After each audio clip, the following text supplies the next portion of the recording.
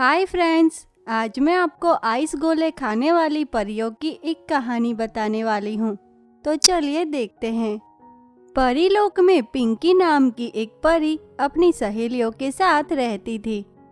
परीलोक में बहुत ही ज़्यादा गर्मी पड़ती थी, इसीलिए एक दिन पिंकी परी अपनी सहेलियों को एक बागीचे में बुलाकर उनसे कहती है, अरे दोस्तों, हमारे परीलोक में बहुत ही ज़्यादा गर्मी पड़ रही है और मुझसे तो इतनी गर्मी सही नहीं जाती, इसीलिए चलो ना हम सभी मिलकर पृथ्वी के समंदर में नहाने जाते हैं।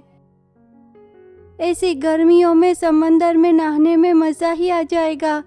तुम सभी तैयार हो जाओ, हम कल सुबह ही निकलेंगे पृथ्वी पे जाने के लिए। वहीं अगले ही दिन सुबह पिंकी परी अपनी सहेलियों के साथ तैयार होकर पृथ्वी के एक बहुत ही सुंदर बीच पे पहुंचती हैं। और फिर सभी परियां बीच पे अपना सारा सामान रखकर समंदर में नहाने चली जाती हैं। इतनी तेज गर्मियों में सभी परियां तो समंदर में बहुत ही मज़े से नहाती हैं और खूब सारी मस्ती भी करती हैं। तभी नहाते नहाते कोयल परी की नज़र सामने खड़ी आइस गोले की एक दुकान पे जाती है, जिसे देखकर कोयल परी बोलती है, पिंकी, सामने तो देखो ज़रा, वो दुकान पे बर्फ से बनी कोई चीज़ मिल रही है। देखो वहाँ कितनी भीड़ है, चलो हम सब भी वहाँ जाकर देखते हैं। कोयल परी की यह बात सुनकर सभी परियां तुरंत ही उस आइस गोले की दुकान पे पहुँचती हैं। तभी पिंकी परी दुकानदार से पूछती है, भैया सुनो तो ज़रा, ये आप बर्फ़ को ऐसे रंग बिरंगी कैसे बना रहे हो? आखिर ये पृथ्वी की ऐसी कौन सी चीज़ है जो हमने नहीं खाई? क्या आपको नहीं पता कि ये मैं क्या बना रहा हूँ? ये एक आइस गोला है। गर्मियों के मौसम में ठंडे ठंडे आइस गोले खाओ और खुद को ठंडा ठंडा कूल कूल बनाओ। लो, आप सब भी ट्राई करो ये आइस गोला, बड़ा ही मज़ा आ जाएगा आप सबको। एक बार खाओगे तो बार बार आओगे।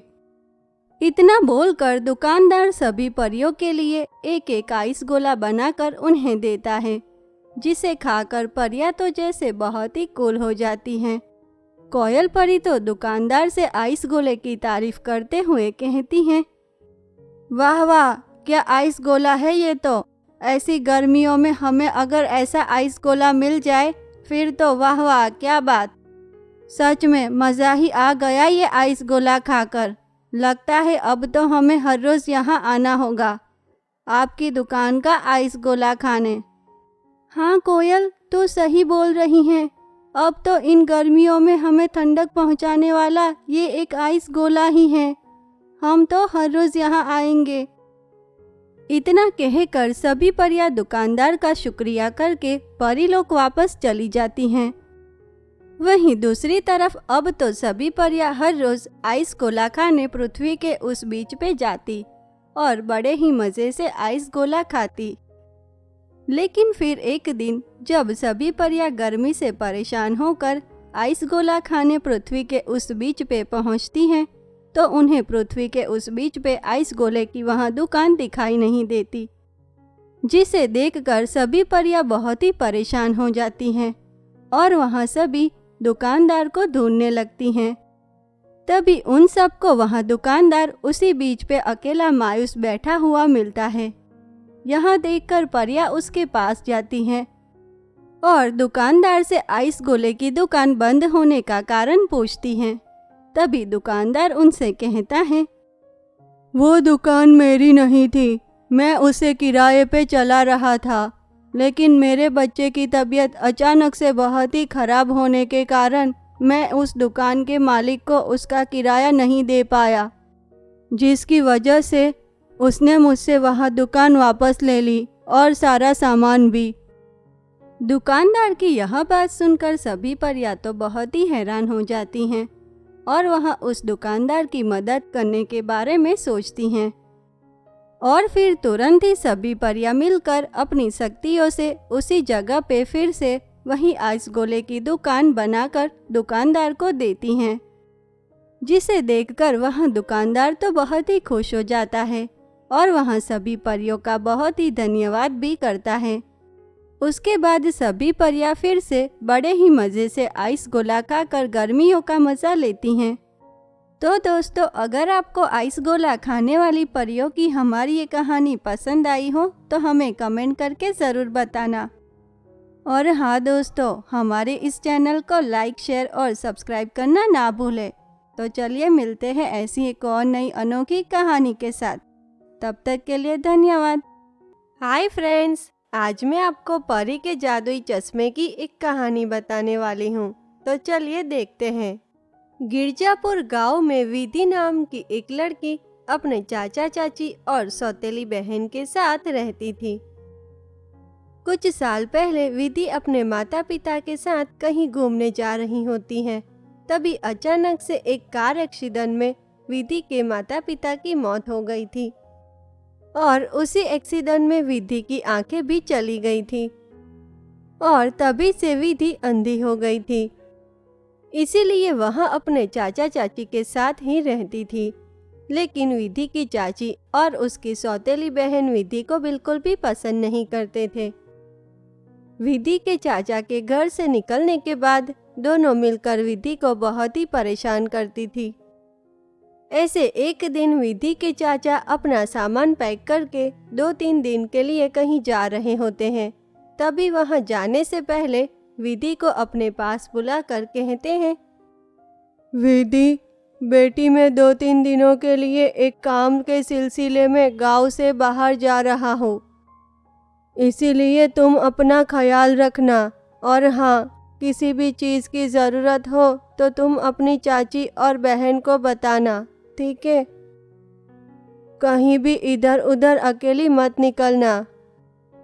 इतना कहकर विधि के चाचा जी अपना सामान लेकर निकल जाते हैं। वहीं उनके जाते ही विधि की चाची विमला देवी गुस्से में विधि को झाड़ू पकड़ाते हुए कहती हैं, ओए महारानी, सुन, ये पकड़ झाड़ू और चल शुरू हो जा पूरे घर की साफ सफाई करने में। तुझे यहाँ कोई मुफ्त की रोटियाँ नहीं मिलने वाली, समझी? और अब तो 2-3 दिन के लिए तेरे प्यारे चाचा जी भी नहीं हैं। इसीलिए अगर तुझे खाना चाहिए तो पूरे घर की साफ सफाई कर। इतना बोलकर विमला देवी अपनी बेटी के साथ वहाँ से चली जाती हैं। दूसरी तरफ विधि अंधी होने के बावजूद पूरे घर की साफ सफाई करने में लग जाती हैं।